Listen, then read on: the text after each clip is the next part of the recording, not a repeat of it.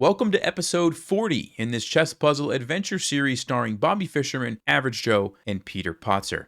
I do want to go ahead and apologize. I know it's been a very long time, and a lot of you have been asking for quite a while. But as many of you know, I had some health issues that I needed to take care of. And so thank you for being patient with me as I dealt with that. But I'm excited to go ahead and try to get back in the swing of things here. So having said that, let's go ahead and continue. So previously, in episode 39, Bobby Fischerman's rating was restored to 2,800 after he took the red pill that Average Joe had saved for him. They solved the Gatekeeper's puzzle and entered into the Lost Ruins looking for help to find Peter Potzer. As they entered into the Lost Ruins, they were walking around and they saw a friendly looking man with glasses. They said, "Excuse me, we're trying to find our friend. Are you familiar with the island?" The man chuckled and he said, "Actually, I'm a map maker and I made the map of this island and I know it like the back of my hand." They said, "Great. Could you tell us where a wolf might have taken our friend?" He said, "Ah, the wolf. Yes, I have a good idea. But before I tell you that, you need to solve this puzzle." Bobby Fischerman was feeling pretty confident with his new rating of 2,800, or I should say his old rating of 2,800. And he said, "Okay, what's the position?" And with that, the map maker presented them with the following position. Here's the position. It's white to play and win. The pawns are going forward in this direction. Before I say anything else, if you would like to pause, what do you think the winning move is for white? Well, if you had a chance to look at that, this is a very interesting position because we have four pawns, but black has the rook. And the other thing that black has is the king is very nicely positioned to stop these pawns. If you imagine if black's king was somewhere over here on the board, it would be much more difficult for black to stop these. Because the king is so perfectly positioned, it's actually very tricky for white to figure out how to push them forward. Also, of course, you have to deal with the rook, and maybe it's going to do stuff like this and try to check you different ways. So there's kind of a lot happening here. So the winning move in this position is the move b6 check. And essentially what you're doing is saying, I'm going to make a beeline for this square as quickly as I possibly can before I give black time to really do anything with the rook. Okay, now, before we talk about why that's the winning move, let's talk about why some other moves are not good. So for example, the move a6, trying to kind of set up your pawns in this zigzag formation just doesn't cut it, and black can simply come down here and start going after your pawns, and you really have nothing left to do. By playing a6, you can no longer play b6 with check, and even if you try this, black's going to simply take the pawn. They're going to take the pawn. They're going to take the pawn. There's just nothing for you to do, right? So you can see how a6 just really doesn't work out. Even here, if you try to push, again, black's just going to keep hunting your pawns, and you can't go here because it gets captured. There's really not much else you can do. You could play this. Again, we kind of already looked at this. I guess you could say you could maybe try to make a, something like this, but you actually just get checkmated, and so it really just doesn't work out. Okay, so a6 is no good. Now, the other move is b4, you may have said, making this kind of pawn cube. And although it looks nice and everything is kind of defended, the problem is you can't actually win because black is going to simply play the move rook to h5. And what black is going to do is just constantly check you. So for example, you can get a check and you can go here, but now the rook just starts checking you.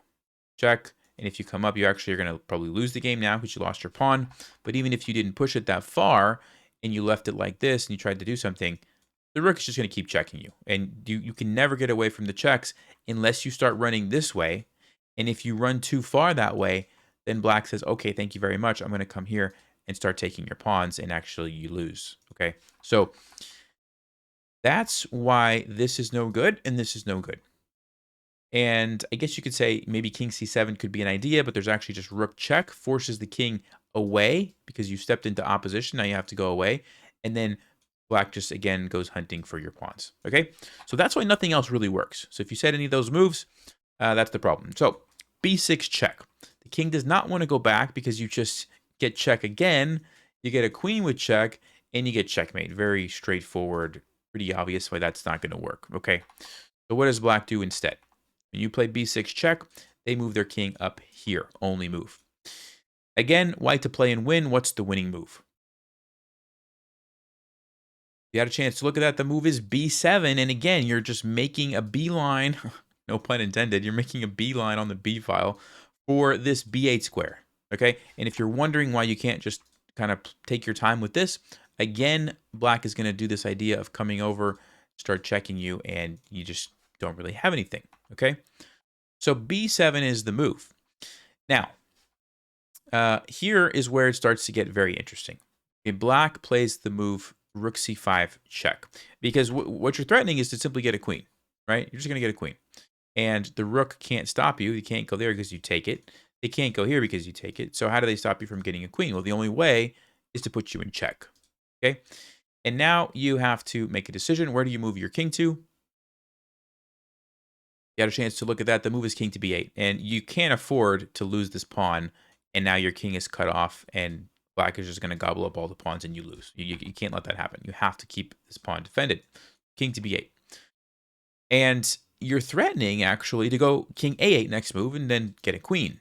So black has to figure out something quick. And notice, again, they still can't really get to the pawn because they can't go here or here, right? Because both of those squares are covered. So what does black do? Black plays the move rook to h5. They're trying to come down this way and check you, and check you, and check you, and check you. So white to play and win. What's the move?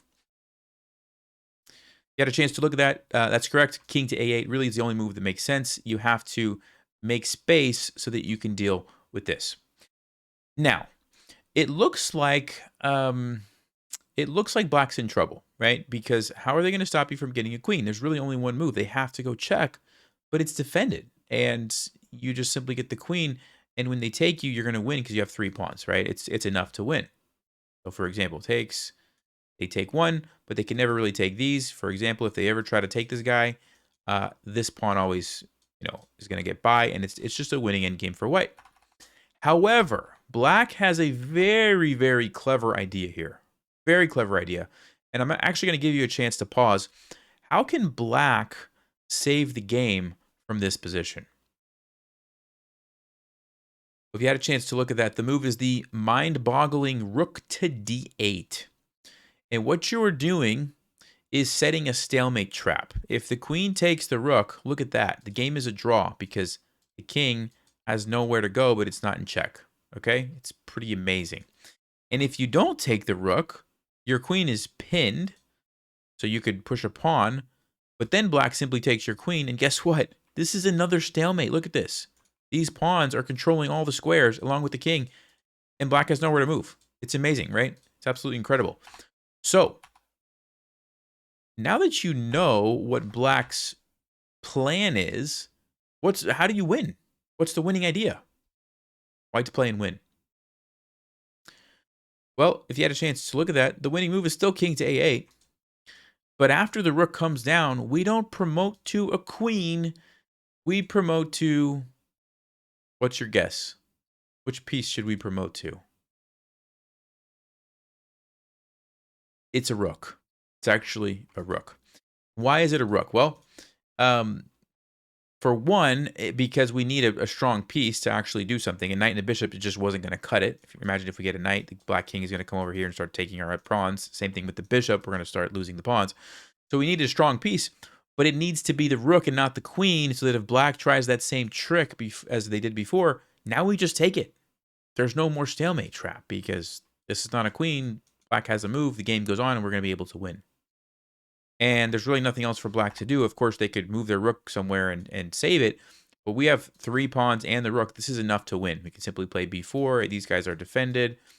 And this is going to be a winning endgame for white eventually. So, fascinating stuff. You had to see the stalemate trap and avoid it by under-promoting to a rook. Well, when Bobby Fischerman saw this position, he saw the under-promotion immediately. He was back, and he solved it correctly. And the Mapmaker said, very nice. That is the correct solution.